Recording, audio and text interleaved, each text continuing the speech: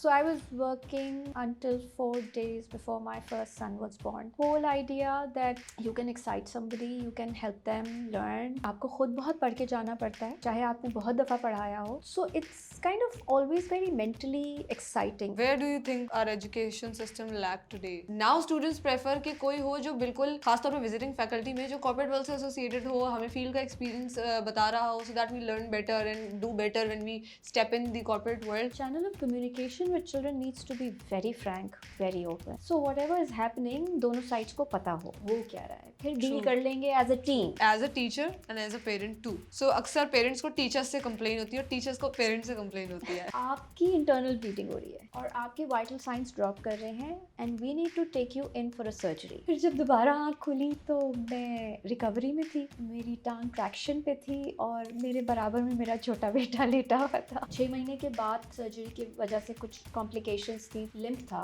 और मुझे एक वॉकिंग स्टिक की ज़रूरत थी, मगर उस वक्त मैंने आईवीएफ रिजॉइन कर लिया था. How? Life has to move on. सिखाना होता है ना बच्चों को कि चैलेंजेस आते हैं एंड यू ओवरकम देम. तो अगर आप अपनी वजह से नहीं करते तो आप अपने बच्चों की वजह से करते हैं. नर्वस उनको नहीं होना चाहिए, नर्वस मुझे होना चाहिए बिकॉज मेरी टीचर सामने बैठी हैं जिन्होंने मुझे कम मार्क्स दिए थे, but it's okay. So today the guest of mine at Hustle is doctor Saima Hussain from IBA. She is director QEC.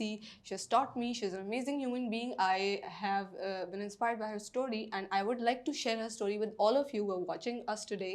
आप में से कई सारे लोगों ने IBA से पढ़ा होगा, एसोसिएटेड रहे होंगे IBA से, या फिर IBA का नाम तो डेफिनेटली सुना होगा.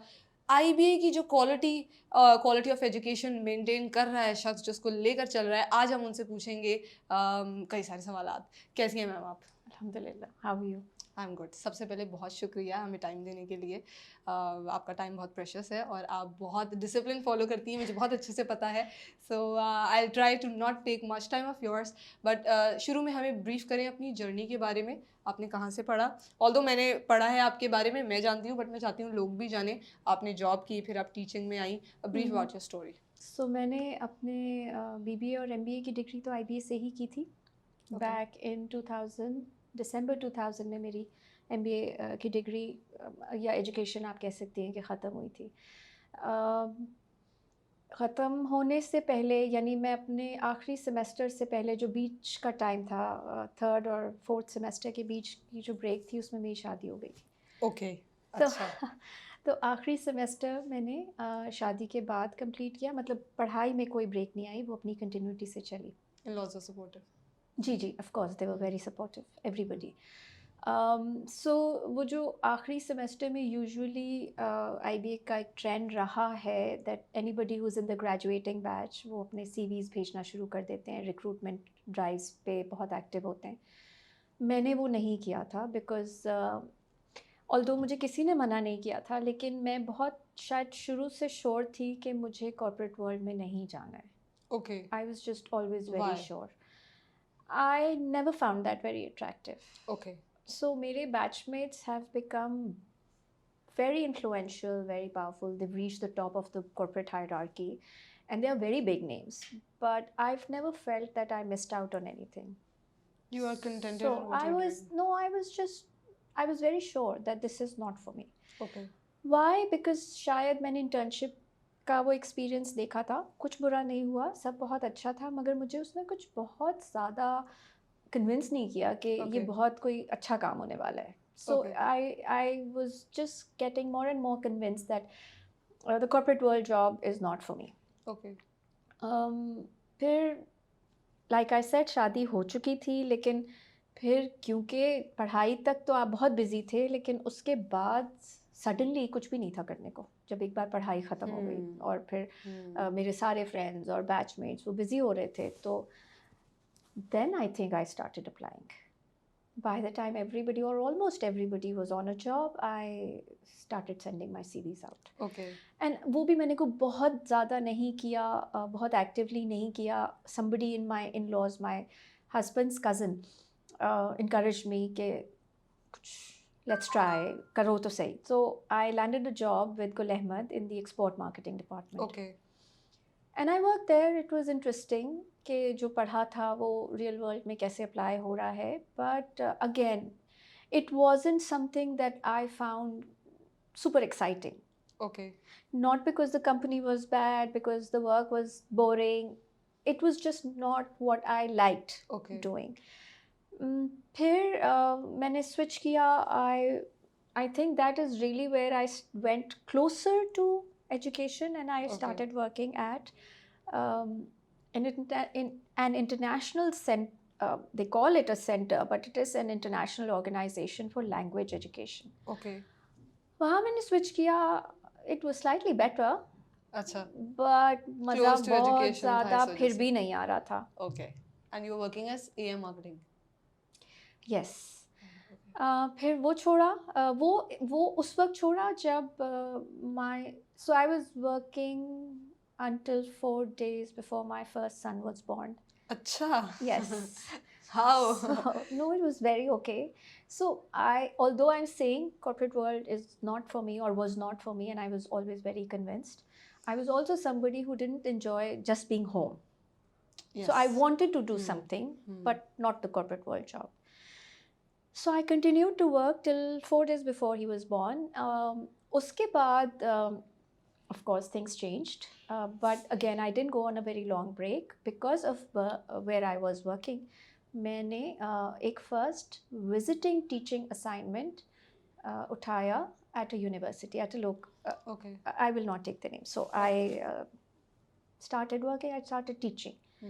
And that is where I got my first flavor of being in a classroom at a university level. And I liked that. Although university घर से बहुत दूर थी, लंबी ड्राइव थी, और as a visiting teacher आप सिर्फ थोड़े से टाइम के लिए जाते हैं, तो you are probably spending more time on the road than you are at work. But I found that very exciting. क्या अच्छा लगा? क्या exciting था?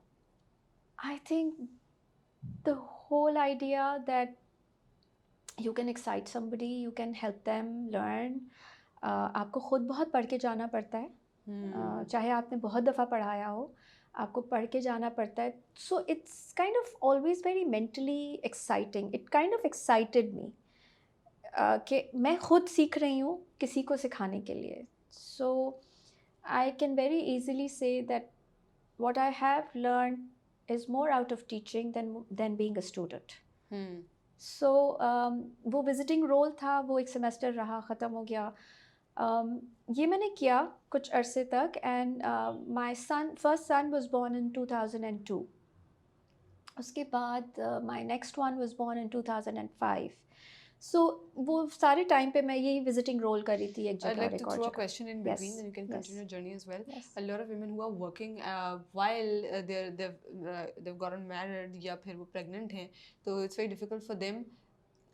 For the people who are around these kind of ladies, कि वो ये accept कर सके कि while she's pregnant she's going out and working. So although your family supported you, but still I want to know क्या चल रहा था दिमाग में, क्योंकि नहीं करती बहुत सारी ख़वातीन काम, और नहीं करने दिया जाता कि while you are pregnant you have to stay home. ठीक है, वो health wise भी ज़रूरी होता है, but how are you managing then till the 4 days before you delivered your first baby? How are you managing then? I didn't face those challenges. So I think I can only say that I was blessed to be a part of a family that totally supported, never questioned, always rooted, always said yes, do it, and continue doing it. शायद एक और वजह ये थी कि मेरी जो doctor थी वो भी मुझे पहली दफ़ा when I went to meet her, she said, please know कि आप बीमार नहीं हुई हैं, तो आपको बिस्तर पे लेटने की ज़रूरत नहीं है. Just continue doing what you need to do. Over exert नहीं करें. तो I think within reasonable bounds everybody can continue life as normal.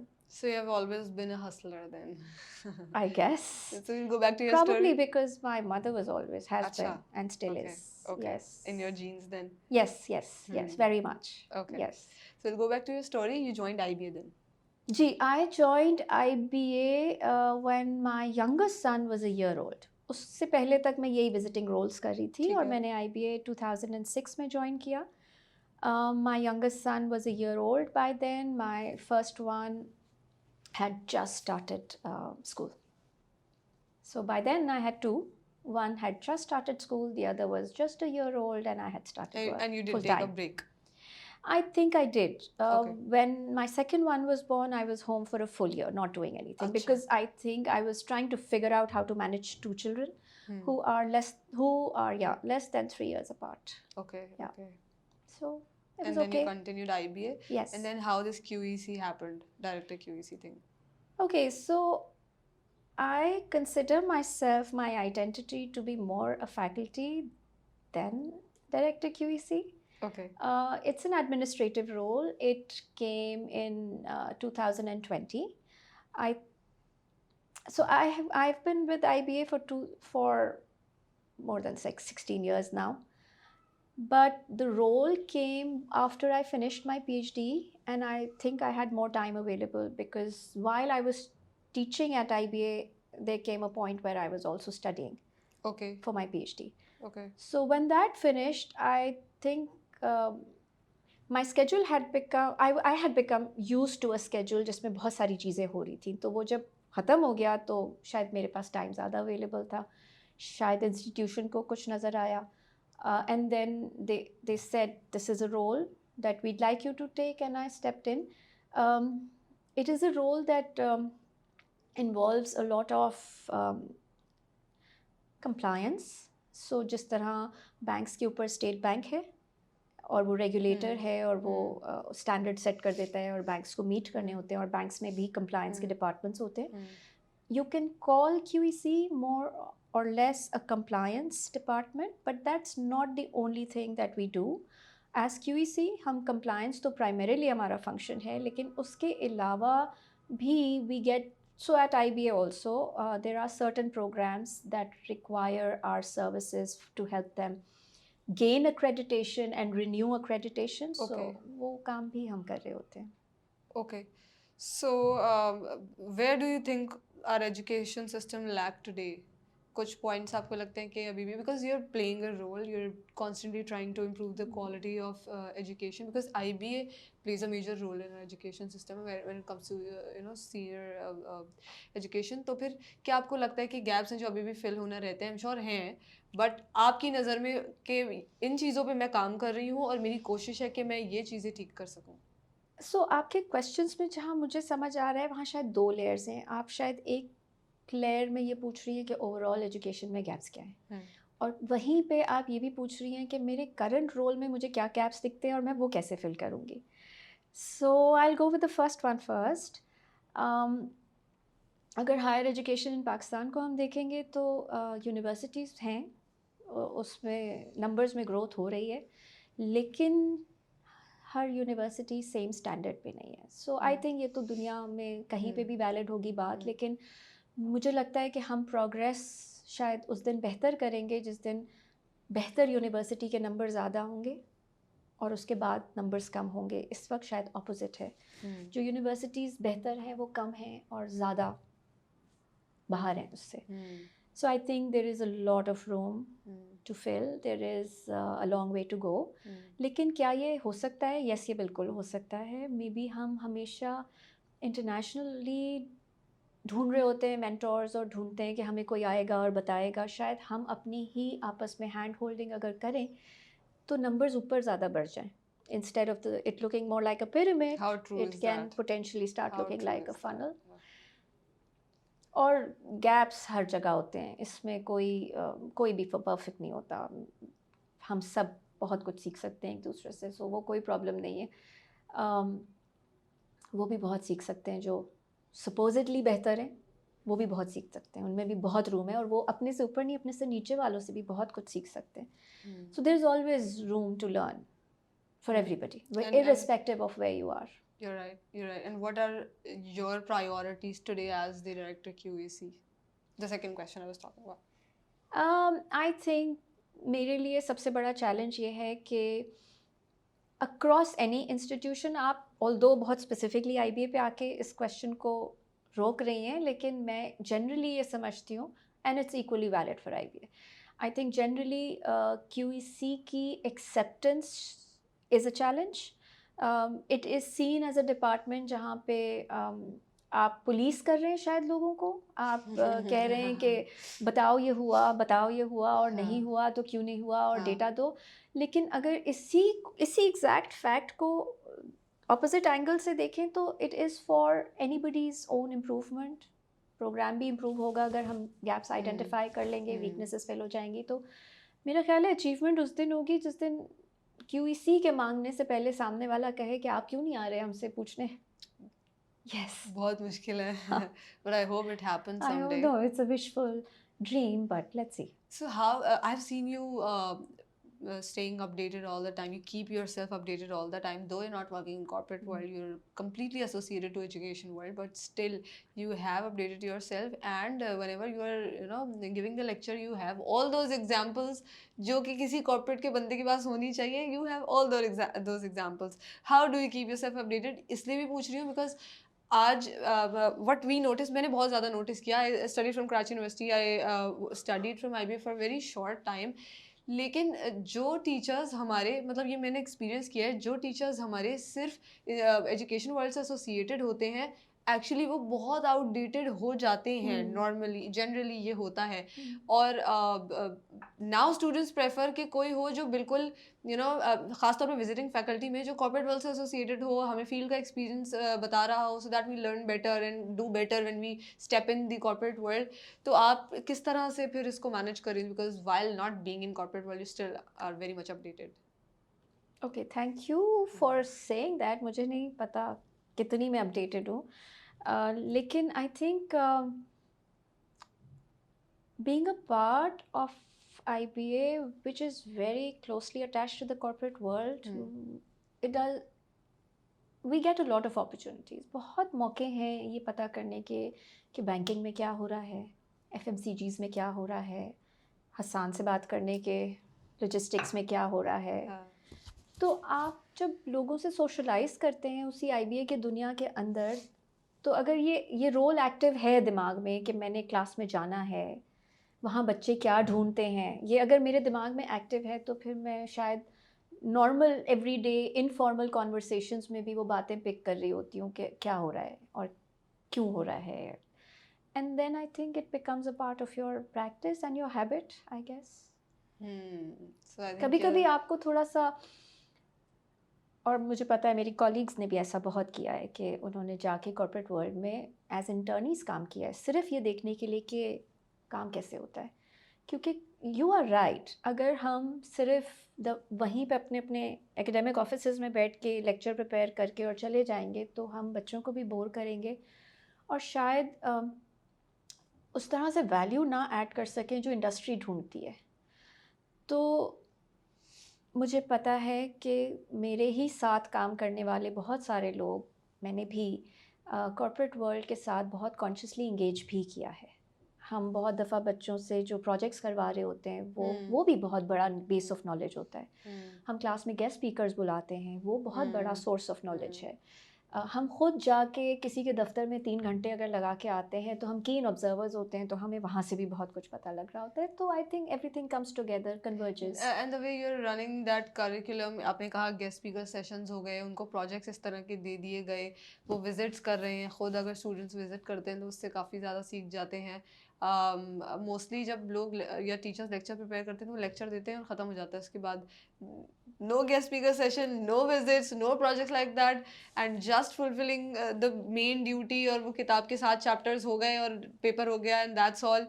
So I'm glad that you're playing an amazing role. I hope other teachers are also inspired by you, of you. So in this whole journey, be it personal life or professional life, कौन सा सबसे ज़्यादा tough moment रहा है? कोई mention करना चाहें?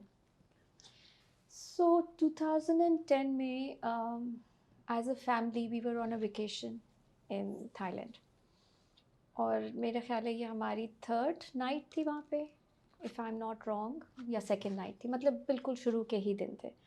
हम एज अ फैमिली गए थे एक शो देखने, और वहाँ से वापसी पे थे, कोई 11 के अराउंड टाइम था, और फ्रंट सीट पे ड्राइवर के साथ वाली सीट पे मेरे हस्बैंड थे, पीछे मैं और मेरे बच्चे थे. 2010 में मेरा बड़ा बेटा वाज 8 years old और छोटा वाला समझे 5 साल का था. तो हम तीनों, क्योंकि बहुत लंबा दिन हो गया था, कुछ थक गए थे, तो तकरीबन सो गए थे पीछे गाड़ी में बैठे हुए। अम, उसमें एक एक्सीडेंट हुआ। सो हमें बराबर से आके एक गाड़ी ने मारा, और जब उसने हमें हिट किया तो लेफ़्ट साइड पे कंक्रीट थे, तो हमारी गाड़ी उस पे जाके लगी, फिर स्पिन होती गई और फिर हर तरफ से गाड़ी लगती गई। उसमें काफ़ी ज़्यादा इंजर हुए थे, और ये मैं इतनी डिटेल इसलिए बता रही हूँ क्योंकि इसके बाद हम चारों को अलग-अलग एम्बुलेंसेस में हॉस्पिटल लेके गए। मैं कंप्लीटली अनकॉन्शियस थी, तो ये जो मैंने आपको स्टोरी बताई है, ये वो है जो मुझे आस-पास वालों ने बताई है, क्योंकि मेरी मेमोरी वो वाली नहीं है। मुझे Okay. नहीं पता कि वो एग्ज़ैक्ट मोमेंट क्या था, Okay. क्योंकि आई थिंक जब फर्स्ट इम्पैक्ट हुआ था तो मैं शायद अनकॉन्शियस हो गई थी। Okay. तो मुझे बिल्कुल नहीं पता कि ये क्या हुआ था। ये Okay. मुझे बाकी सब ने बताया है कि Okay. ये हुआ था। मैं अपने बच्चों की मैंने एज इसलिए बताई कि उस एज पे अकेले एम्बुलेंस में एक फ़ॉरेन कंट्री में, जहाँ ना कोई उर्दू बोलता है, ना अंग्रेज़ी भी मुश्किल से लोग समझते हैं, तो आई थिंक मेरे बच्चे बहुत ब्रेव हैं, और वो गए अकेले अकेले गाड़ी में बैठ के। और उस एज पे उन्होंने उनके लिए ये अब्ज़ॉर्ब करना कि उनकी माँ अनकॉन्शियस है और उनको नहीं पता कि अनकॉन्शियस है या मर गई है, क्योंकि खून निकल रहा है और सब हो रहा है। तो अम, और आसपास कोई रिलेटिव नहीं है, तो आई थिंक मैं अगर उसको याद करूं तो मेरे बच्चे बहुत ब्रेव हैं। मैं यही बार बार कहूँगी, वो बहुत ब्रेव What हैं। they took you to the no, hospital? उस वक्त तो वो इमरजेंसी हेल्प पहुंची, उन्होंने हम सबको अलग अलग एम्बुलेंसेस में हॉस्पिटल तक पहुंचाया। तो अगर उस वक्त उनके माँ बाप दोनों इस काबिल नहीं हैं कि वो उनको अटेंड कर सकें या देख सकें, और वो किसी गैर के साथ एक गाड़ी में बैठ के पता नहीं कहाँ जा रहे हैं और वो चले गए, आई think it is only because वो ब्रेव हैं। अम, फिर जब मैं कॉन्शियस हुई, बाय द टाइम मैं कॉन्शियस हुई तो हम इमरजेंसी में थे, और मेरा हिप बोन फ्रैक्चर हो चुका था। Oh. सो मैं कंप्लीटली इमोबाइल थी, like abdomen down, I could not move. Oh ये God. मैंने रजिस्टर किया जब मेरी आँख खुली कि मैं हिल नहीं पा रही हूँ। Okay. और मेरे लेफ़्ट साइड वाले बेड पे मेरा बड़ा बेटा था, और diagonally opposite was my husband, and I could see कि वो कुछ तकलीफ़ में है, और डॉक्टर्स कुछ अटेंड कर रहे हैं उसको, but I could not see my younger son. So एक रजिस्ट्री के हम कहाँ हैं, मुझे क्योंकि मेरी मेमोरी नहीं है उस बात की, मेरे बेटे ने बताया हम कहाँ हैं। फिर मैंने उससे पूछा हम क्यों हैं यहाँ पे, तो उसने मुझे याद दिलाया कि और वो बेचारा again, remember he is only 8 at the time, तो उसको लग रहा था कि मेरी माँ की याददाश्त शायद चली गई है और ये भूल गई है कि हम कौन हैं और वो कौन Oh है God. और क्या। तो उसके लिए एक एनजाइटी का मोमेंट था, बट ही रिमाइंडेड मी कि क्या हुआ। आई थिंक इतनी कॉन्वर्सेशन के बाद जो इमीडिएट नेक्स्ट क्वेश्चन मेरे दिमाग में आया वो ये कि छोटा कहाँ है, where is he, where is Aliyan, and he didn't know, he said I don't know.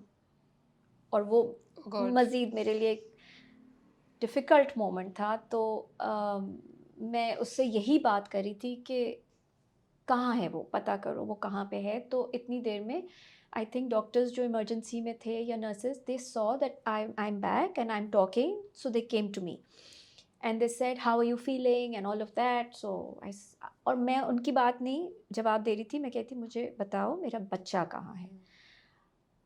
और वो अपनी पूछ रहे हैं, मैं अपनी बोल रही हूँ, and I said no just tell me where my child is. So finally they said no he is okay, everybody is okay, you are not okay, Oh and we God. need to deal with you.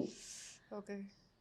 And I insisted, no, tell me where he is and what is happening. So they said कि उसका fracture हुआ है and he's being attended. आपकी internal bleeding हो रही है और आपके vital signs drop कर रहे हैं, and we need to take you in for a surgery and immediately. Okay.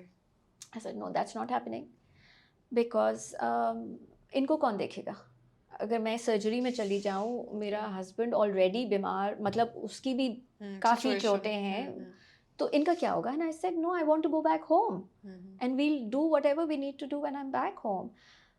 तो उन्होंने कहा ये नहीं हो सकता, आप वापस नहीं जा सकती जब तक सर्जरी नहीं हो, और अगर आप इंसिस्ट करेंगी कि आपको वापस ही जाना है तो आपके लिए कोई emergency ambulance, air ambulance arrange करनी पड़ेगी, okay. And we don't know if you can survive that. Oh god. So वो इंसिस्ट कर रहे थे कि मैं उनको कहूँ, मैं अग्री कर जाऊँ कि ठीक है, take me in for a surgery, because my husband was not in a state to कोई से डिसाइड कर एनीथिंग। नहीं सकता था, बच्चे हाँ। बहुत छोटे थे, तो हाँ। मुझे ही वो इंसिस्ट कर रहे थे, आप ही हाँ। बताइए। तो शुक्र है उस वक्त दिमाग चला थोड़ा सा। I called back home, I called my father in law and I told him what had happened, and the doctor spoke to him and said that she's resisting, but this is the situation. फिर बाबा ने मुझसे कहा कि just go, for surgery. just go for the surgery and you have to do this. Okay. बस तो फिर surgery के लिए चले गए। फिर? फिर जब दोबारा आँख खुली तो मैं रिकवरी में थी, और मेरी टांग ट्रैक्शन पे थी, और मेरे बराबर में मेरा छोटा बेटा लेटा हुआ था उसी बेड पे। And how? उसका आर्म फ्रैक्चर हुआ था, लेकिन Okay. उसका दिमाग उसको ये कह रहा था कि वो चल नहीं सकता, सो ही अच्छा। Refuse to walk. अच्छा। Uh, बच्चों के, हाँ, हाँ, okay. and he saw me that I am totally bedridden and I can't walk or get up. So उसने अपने लिए वो बात भी कि मैं भी valid नहीं चल समझी, सकता। I can't walk. So how long did it take to recover? I think to be back on my feet fully without a limp, it took me a full year. सो वो बहुत लंबी स्टोरी है, हम वापस आए, कैसे आए वो सब अपनी जगह बात है, लेकिन for the next 3 months after coming back, I you can say I was semi paralysed, because मेरी जो लेफ्ट टांग थी वो मुड़ती नहीं थी, या मेरा उस पर कंट्रोल नहीं था। Okay. So somebody had to help me move my Okay. leg and all of that. फिर वो नर्व वापस आई, वो फील कंट्रोल वापस आया, थोड़ा थोड़ा करके फिजियोथेरेपी होने लगी, फिर वो कंट्रोल वापस मैंने गेन किया। तो फर्स्ट 3 months मैं फुली व्हील चेयर पर थी, फिर उसके next 3 months I learned to use crutches, and then the next 3 months I started to bear weight. मतलब Okay. पहले 6 महीने आई वॉज सही है। Not bearing weight on my हाँ। Left leg. सही है। फिर आई स्टार्टेड बेयरिंग वेट, और मगर वो 6 महीने के बाद था, सर्जरी की वजह से कुछ कॉम्प्लिकेशंस थी, तो लिम्प था और मुझे एक वॉकिंग स्टिक की ज़रूरत थी, मगर उस वक्त मैंने IBA रिजॉइन कर लिया था। अच्छा। How? Life has to move on. Okay. So How are you moving then? I mean, with the with the stick? stick, yes. Okay. So I used to go to work with the stick. पढ़ा तो सकती थी, सिर्फ चलना थोड़ा मुश्किल था, लेकिन व्हील चेयर से और क्रच से बाहर आ चुकी थी, और थोड़ा वेट बेयर करना शुरू कर लिया था, वो ग्रेजुअली बेहतर हो रहा था, लेकिन मैं लिम्प करती थी।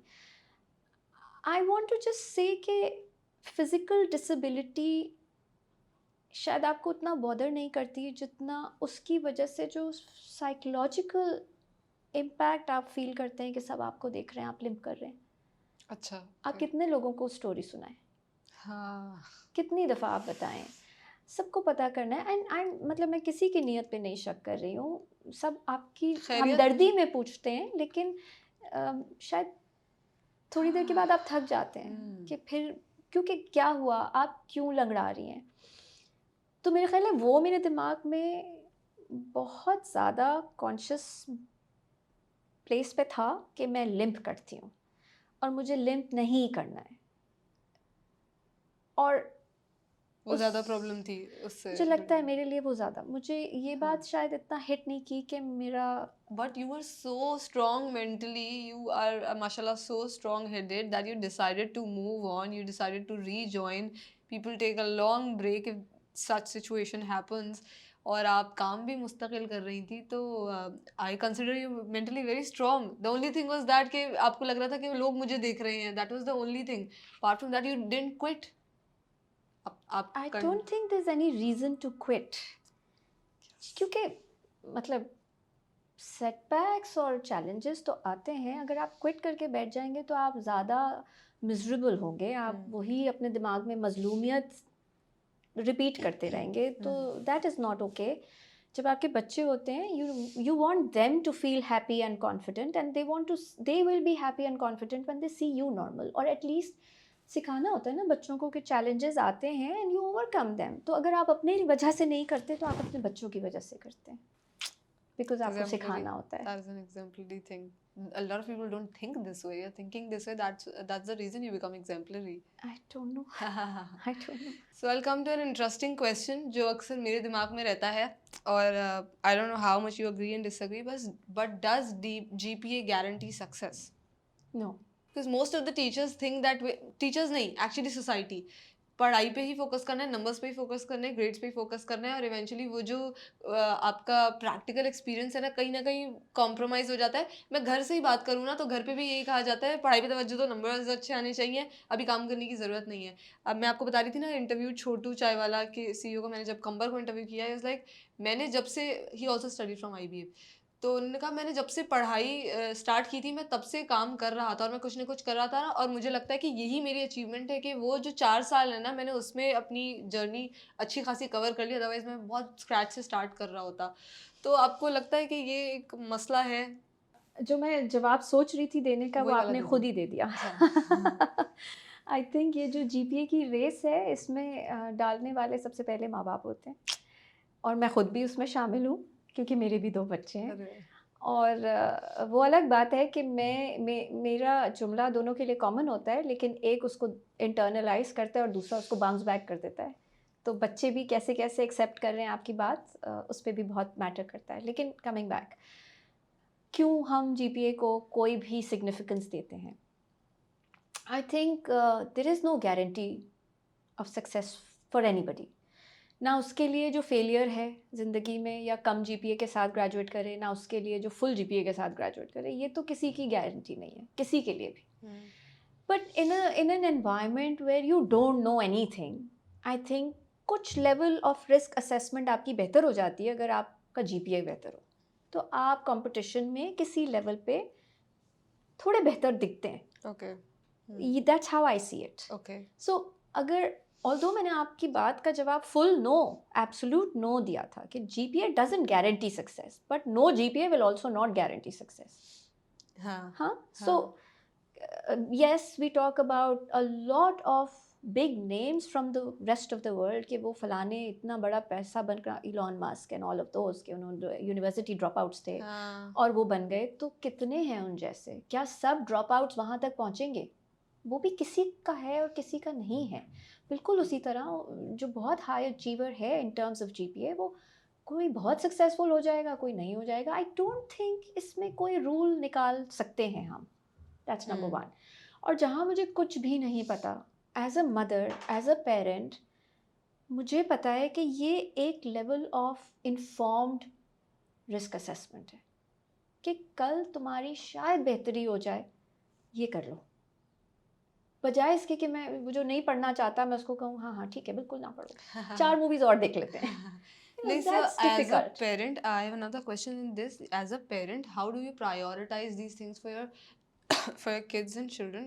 मतलब इस तरह से कि स्किल डेवलपमेंट पे आप उनके साथ होती हैं, एक्स्ट्रा करिकुलर एक्टिविटीज़ में आप उनको प्रमोट कर रही हैं, आप कह रही हैं पढ़ाई करो बट साथ साथ ये चीज़ें भी करो, या आप फिर उन मदर्स में से जी कि मैं मुझे बिल्कुल सिर्फ GPA ला के दो? No. Okay, I want to say that my children are grown up now. So अब मैं ये super mom, active mom, going here going there, ये भी करो वो भी करो, मैं उतना नहीं कर रही क्योंकि अब उनको ज़रूरत नहीं है. लेकिन जब वो छोटे थे और बड़े हो रहे थे तो yes I was doing that. Yes I was making sure कि इतने घंटे पढ़ाई हो रही है, फिर इतने घंटे टेनिस हो रही है, फिर इतने घंटे कुछ और हो रहा है, फिर इतने घंटे कुछ और हो रहा है. So as a mother yes I was doing that कि सब You made sure that exposures they हों, get that exposure, yeah. सब एक्सपोजर्स हों. क्योंकि सेंस ऑफ कंपटीशन सिर्फ एकेडमिक वर्ल्ड में नहीं होता, वो गेमिंग वर्ल्ड में होता है, वो आउटडोर एक्टिविटीज़ में होता है और बच्चों को compete करना आना चाहिए.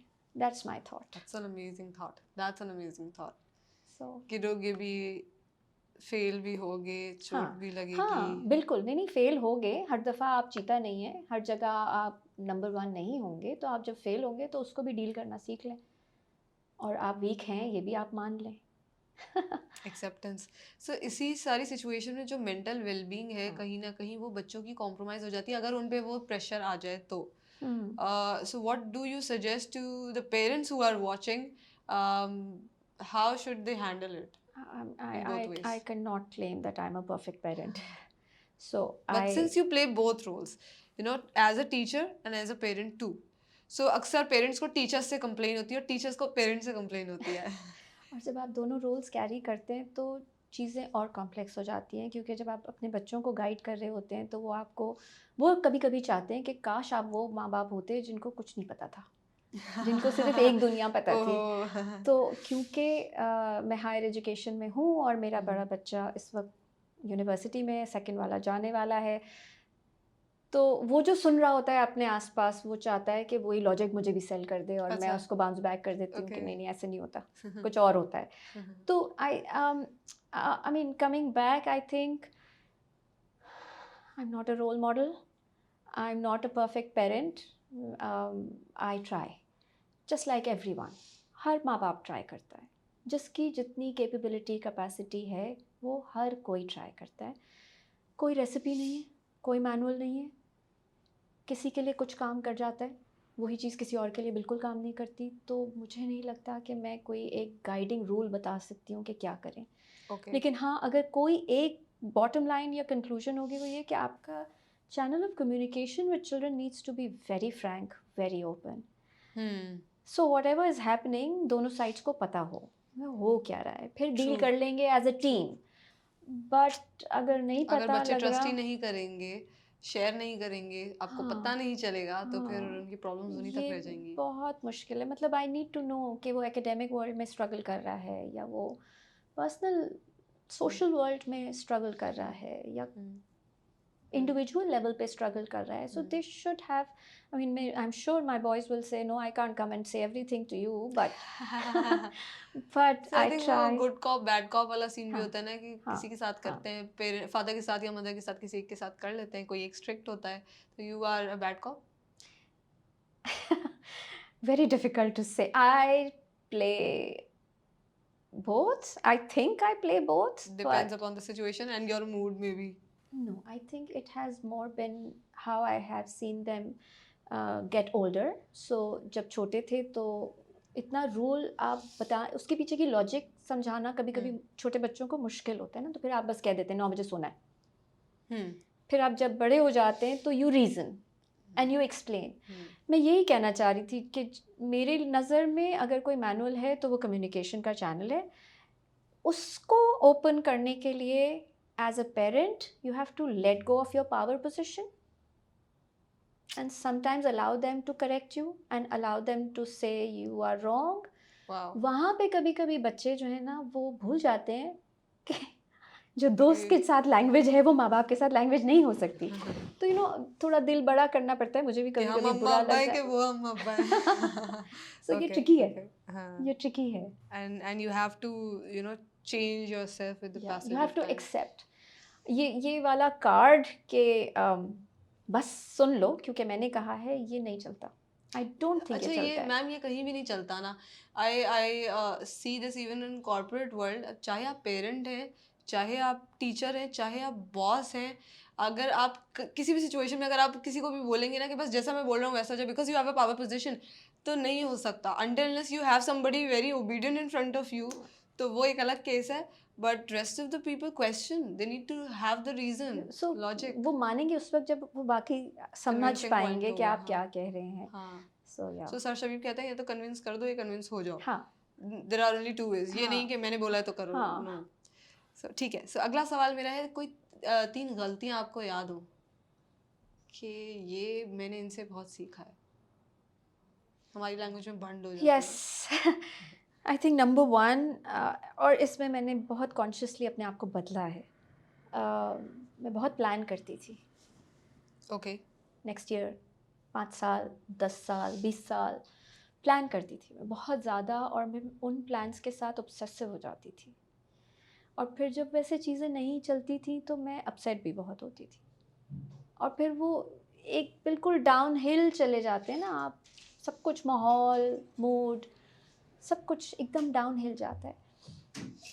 आई क्योंकि आप डिसअपॉइंट हो जाते हैं. बहुत ज़्यादा. और आपको ये लगता है कि जो मेरा प्लान है इसमें कोई आउटसाइड फैक्टर्स नहीं आएंगे इसको डिस्टर्ब करने के लिए. So you tend to live in that unrealistic ideal world where you feel what I'm thinking is how things will move. I think एक एग्जांपल जो मैंने आपसे शेयर की, accident and how that changed my outlook. I know कि वो मेरी ज़िंदगी में एक बहुत बड़ा गेम चेंजर है। मैंने जब मैं बेड रिडन थी कंप्लीटली, बेड पैंस पे थी, मेरा दिमाग चल रहा था, लेकिन मेरी my I had no control over my physical body, मुझे बेड पैंस की ज़रूरत होती थी। तो मुझे ये पता है कि उस वक्त मुझे ये रियलाइजेशन हुई कि मेरी अगर एक उंगली भी टूट जाएगी ना, उसकी एक एक बोन भी टूट जाएगी, तो मैं डिपेंडेंट हूँ, प्लान्स नहीं चलेंगे। So I think I am now very mindful. अब मैं इतना Okay. लंबा प्लान नहीं करती। अच्छा, okay. I have lots of questions but you have lack of time, I don't know. मैं अगली बार मिलूंगी आपसे तो वैसे भी सवालात करती रहूंगी, because I am always curious how you do what you do, because अच्छा, teaching is a profession which I really love and like and I really admire. तो इसलिए भी मेरे जहन में बड़े सारे सवालात आते रहते हैं, but I am really glad कि आपने मुझे इतना सारा टाइम दे दिया आज। Anything you'd like to mention while we close the interview, और any message you'd like to send to the viewers of hustle? Just continue being yourself and a better version of yourself every day. Amazing, amazing. That's what we would learn from your episode too, I think. Thank you so much, ma'am, for being Thank here. Thank you. you. Thank you so much.